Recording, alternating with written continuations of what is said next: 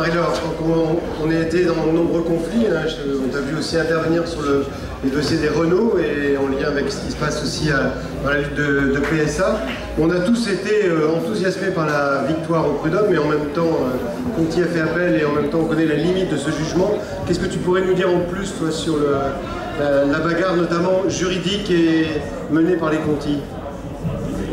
Avant de parler de la bagarre juridique, quand même, je voudrais dire qu'avant le tribunal administratif d'Amiens et avant le conseil de prud'homme, il y a eu la lutte des Conti. Et s'il y a eu le tribunal administratif d'Amiens et le conseil de prud'homme, c'est parce qu'il y avait la lutte des Conti. Je crois qu'il faut commencer par là.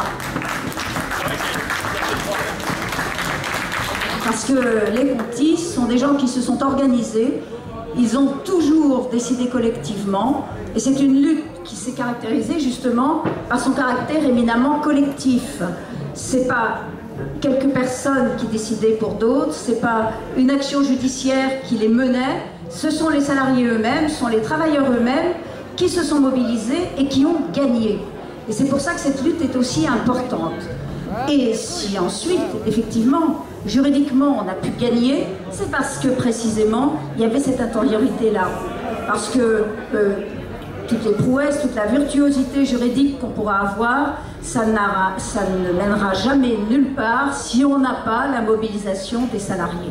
Si ce ne sont pas les personnes elles-mêmes qui se battent pour leur vie, pour leur travail, pour leur emploi. Alors, d'un point de vue judiciaire ou juridique, c'est vrai, on a eu le tribunal administratif d'Amiens. C'est vrai que ça aide, ça ne gêne pas les victoires judiciaires. Ça aide. Mais le tribunal administratif d'Amiens, c'est un bel exemple. L'administration du travail avait autorisé le licenciement de Xavier Mathieu. Je parle de Xavier Mathieu parce que c'est celui que je défends. Avait autorisé le licenciement de Xavier Mathieu. Nous sommes allés devant le ministère confirme, bien sûr. Nous allons devant le tribunal administratif annule cette autorisation. Ça veut dire, vous êtes, vous, Continental, obligé de réintégrer Xavier Mathieu. Que croyez-vous que fait Continental? D'abord, il ne le réintègre pas. Puis quand on les menace, il le réintègre, mais sans salaire. Cela équivaut, vous vous représentez ce que ça signifie d'être salarié d'une entreprise sans salaire.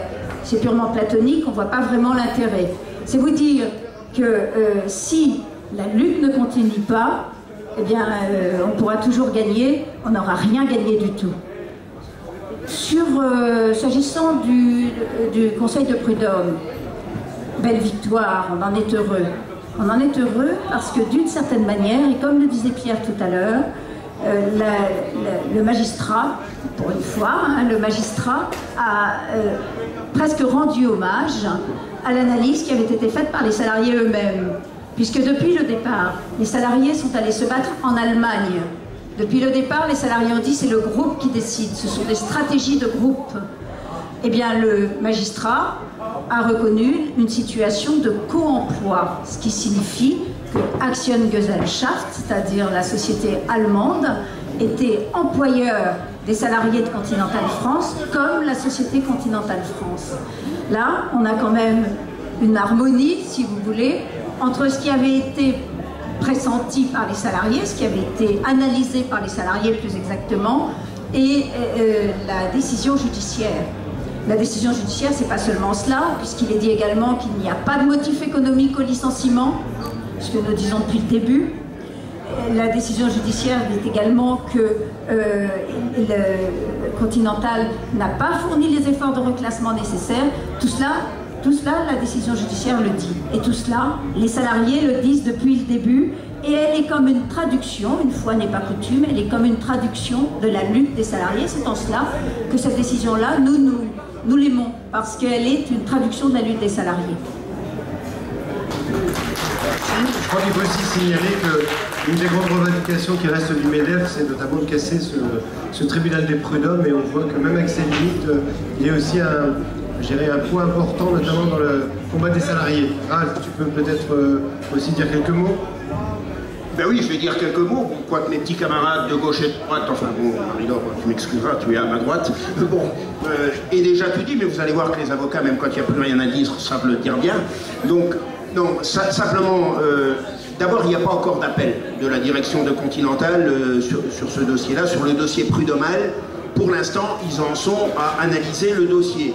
Et je pense que pour eux, la décision ne doit pas être très facile à prendre parce que l'analyse qui a été faite par le juge, qui est un magistrat professionnel, est une analyse très pointue et je pense que dans tous les compartiments du jeu, dans tous les compartiments de l'analyse, ils ont tout faux et ils le savent.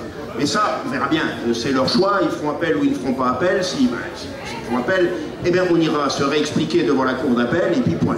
Bon, c'est pas ça le plus important. Le plus important pour moi, c'est peut-être ce qu'a dit Pierrot, c'est pour l'instant, il reste 450 personnes au chômage. Le licenciement des salariés date de 2009. C'est-à-dire que, si je sais bien compter, 5 ans après, on a 450 personnes qui n'ont pas retrouvé d'emploi. Et je crois savoir, connaissant un peu le bilan des cellules de reclassement, de toutes les cellules de reclassement, eh bien, ceux qui vont rester sur les bras de la cellule de reclassement, c'est toujours les mêmes. C'est-à-dire, c'est les salariés les plus âgés, c'est ceux qui sont ni trop vieux, qui sont à la fois trop vieux, à la fois trop vieux et trop jeunes, trop vieux pour retrouver un emploi, et puis trop jeunes pour partir dans des dispositifs d'âge. Donc ceux-là, je vois très noir pour eux. Et ce que je voudrais dire, c'est que des dossiers Conti a été un dossier très emblématique. Mais des dossiers Conti, on en a des centaines en France. On a des centaines de grands groupes internationaux aujourd'hui qui usent d'artifices et qui, bien que faisant des profits gigantesques, ferment des entreprises pour aller voir si l'herbe est plus verte ailleurs. Aujourd'hui, c'est dans les pays d'Europe de l'Est, mais après, ça sera ailleurs. Et la vraie question qui se pose, c'est combien de temps allons-nous tolérer de tels procédés sans que le législateur intervienne franchement pour les interdire? Ça, c'est la vraie question, parce qu'après, bon, nous, on est des avocats, Marie-Laure et moi, on fait tout ce qu'on peut, mais encore une fois, on n'est pas des hommes et des femmes providentiels. Vous connaissez les paroles de la chanson, il n'est pas de sauveur suprême, c'est certainement pas les avocats. Et peut-être la leçon qui est à tirer du dossier Continental, et c'est une leçon peut-être pour tous les autres, c'est que, bon, le plan social, en 2009, ils sont allés l'arracher avec leurs dents. C'est des gens qui, tous les jours, étaient en assemblée générale, à plusieurs centaines en assemblée générale devant leur entreprise pendant des mois. Tous les jours, ils étaient capables, au pied levé, de faire des centaines de kilomètres en voiture pour aller faire une opération ailleurs. Alors évidemment, ils se sont fait épauler pour des avocats sur les aspects juridiques, mais c'est eux. Et nous, on peut remporter toutes les victoires juridiques éphémères que l'on veut. S'il n'y a pas de mobilisation des salariés, il n'y a pas de victoire dans les luttes sociales. Mais aujourd'hui, la mobilisation des salariés, c'est pour arracher d'autres dispositifs législatifs.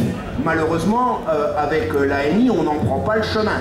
On prend le chemin strictement inverse. Non seulement on a désarmé la classe ouvrière, on a désarmé les salariés avec cette saloperie, c'est une saloperie, j'ai pas peur de le dire, mais en plus on a des directives gouvernementales au direct, c'est-à-dire aux anciennes directions régionales du travail, en disant aucun refus d'homologation de plan social. Alors je crois que s'il y a une mobilisation qui doit se faire aujourd'hui, c'est là-dessus. Et essentiellement, là-dessus, c'est pour empêcher, pour interdire ces licenciements-là. Parce que, encore une fois, des Conti, aujourd'hui, on en a des centaines. Rien que dans ma petite expérience professionnelle, je peux vous en citer plusieurs.